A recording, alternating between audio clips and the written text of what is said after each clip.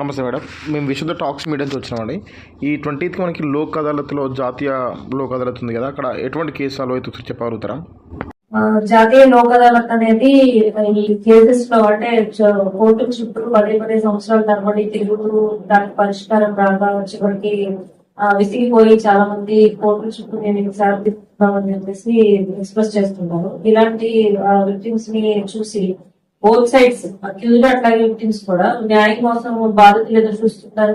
Court చుట్టూ తప్పు చేసిన తర్వాత 5 సంవత్సరాల తరబడి కోర్టులో ప్రొడ్యూస్ అవుతా ఉంటారు. సో ఈ రెండు రకాలుగా కూడా సమస్యను పరిష్కరించడానికి తొందరగా క్విక్ రెమెడీ అనమాట, తొందరగా పరిష్కరించి ప్రజలకు న్యాయం చేసేలాగా ఉండడానికి నేషనల్ లోక్ అదాలత్ అనేది ఒక మంచి అవకాశం. ఇది గమనించే కోర్టుల్లో లక్షలాది కేసులు పెండింగ్ లో ఉండడాన్ని బట్టి సుప్రీంకోర్టు అలాగే హైకోర్టు గైడ్ లైన్స్ ఇచ్చి స్టేట్ లీగల్ సర్వీసెస్ అలాంటి ద్వారా ఈ నేషనల్ లోక్ అదాలత్ పెట్టారు. సో దీనిలో ఈ సంవత్సరంలో ఇది 2వ లోక్ అదాలత్ అనమాట. 20వ తారీఖు లోక్ అదాలత్ షెడ్యూల్ అయింది.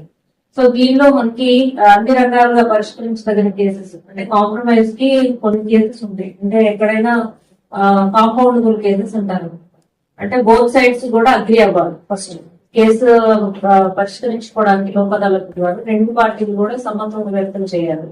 ఇద్దరు కూడా కాంప్రమైజ్ అవడానికి రెడీగా ఉన్నప్పుడు ఇద్దరిని తీసుకెళ్లి కోర్టులో ప్రొడ్యూస్ చేసి మ్యాజిస్ట్రేట్ గారి ముందు మన రైవల్స్ ప్రొడ్యూస్ చేస్తారు. అప్పుడు కాంప్రమైజ్ రికార్డు చేస్తారు కోర్టులో. అంటే ట్రాఫిక్ రిలేటెడ్ కాంపౌండబుల్ కేసెస్ అనమాట. సివిల్ కేసెస్ కానీ లేకపోతే ట్రాఫిక్ రిలేటెడ్ కానీ లేకపోతే మన బిఎన్ఎస్ కేసెస్ కూడా ఐపీసీ లో ఉన్న కేసెస్ కూడా కాంపౌండబుల్ అంటారు. అంటే for example attempt to murder ఇలాంటి కేసెస్ లో చేయరు, కాంప్రమైజ్ చేయరు. ఎక్కడైతే కాంపౌండబుల్ కేసెస్ ఉన్నాయో కొన్ని సెక్షన్స్ కేసెస్ ఉంటాయి అనమాట. ఆ కేసెస్ చిన్న చిన్న కేసెస్ ఇవన్నీ కూడా బేసికల్ గా అలాంటి కేసెస్ ని కాంప్రమైజ్ అవడానికి ఇరు వర్గాలు రెడీగా ఉంటే అవి కాంప్రమైజ్ అయిపోతాయి. పెట్టి cases, civil cases, MP act cases, road traffic accidents, తర్వాత ఏదైనా బోత్ సైడ్స్ అంగీకారం ఉన్నప్పుడు ఎలాంటి కేసులు అయినవన్నీ చేయడానికి అవకాశం ఉంటుంది. అవి కాంపౌండబుల్ అవ్వాలి, అంటే చట్టం ప్రకారం కాంపౌండబుల్ కేసెస్ అవ్వాలి. రెండోది ఏంటంటే లోక్ అదాలత్ లో ఒక్కసారి మ్యాజిస్ట్రేట్ కనుక రికార్డ్ చేసి కాంప్రమైజ్ దాన్ని డిస్పోజ్ చేసిన తర్వాత దానికి అప్పీల్ ఎక్కడ ఉండదు, ఏ కోర్టులో కూడా అప్పీల్ ఉండదు అనమాట. అదే ఫైనల్ అథారిటీ. కేసు క్లోజ్ అయిపోయినట్టే. లోక్ అదాలత్ లో కాంప్రమైజ్ అయిందంటే దానికి ఇంకేమీ ఉండదు కానీ. సో ఫైనల్ గా అందరూ కాంప్రమైజ్ రెడీగా. ఇంకొకటి ఏంటంటే ఆపర్చునిటీ సైబర్ క్రైమ్స్ లో కూడా రీఫండ్స్ లోక్ అదాలత్ ఒక మంచి అవకాశం అనమాట. ఎస్పెషల్లీ పిటిషన్స్ లో అంటే బిలో 25,000 ఉన్న కేసెస్ లో ఎఫ్ఐఆర్ లేకుండానే కోర్టు ద్వారా రీఫండ్ ఇప్పించవచ్చు అనమాట. ఇది ఒక మంచి గోల్డెన్ ఆపర్చునిటీ అలాంటిది కూడా.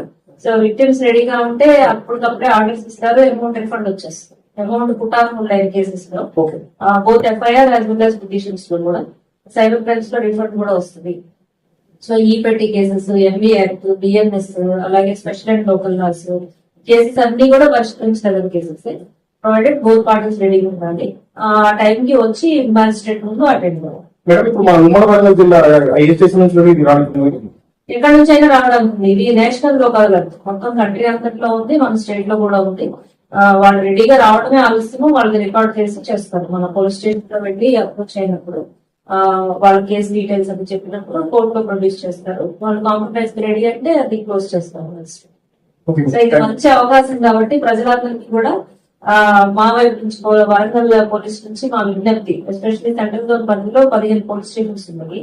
వాటిలో ఎక్కడైనా ఏ కేసులో ఉన్నా కానీ ఈ లోక్ అదాలత్ ద్వారా పరిష్కరించుకుంటే తొందరగా వాళ్ళకి న్యాయం జరగడానికి అవకాశం ఉంటుంది.